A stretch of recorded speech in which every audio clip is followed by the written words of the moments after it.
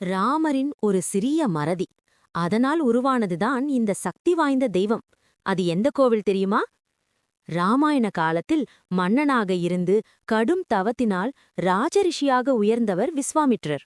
இவர் கனகமலையில் தவம் செய்தபோது ராவணனின் ஆசி பெற்ற தாடகை என்ற அரக்கி அந்த தவத்திற்கு பெரும் இடையூறுகளை செய்தாள்.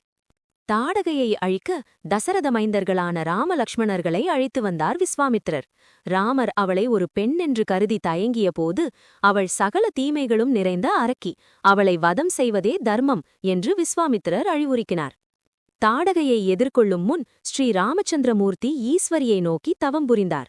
அப்போது தோன்றிய ஈஸ்வரி ஒரு சூட்சுமத்தை கூறினார். முதலில் என்னை மண்ணால் ஒரு உருவமாக செய்து அந்த விக்கிரகத்தை அழித்துவிட்டு அதன்பின் தாடகையை வதம் செய் என்பதே அது. தேவியின் அறிவுரைப்படி ராமர் மணலில் ஈஸ்வரியின் உருவத்தை செய்துவிட்டு போருக்கு சென்றார். தாடகையை வதம் செய்த வேகத்தில் தான் உருவாக்கிய மண் விக்கிரகத்தை அழிக்க ராமர் மறந்துவிட்டார். பின்னர் நினைவுக்கு வந்து அதை அழிக்க முற்பட்டபோது ஈஸ்வரி மீண்டும் தோன்றி, இந்த உருவம் அழிய வேண்டாம், இது இங்கேயே நிலை பெறட்டும் என்று அருளினார்.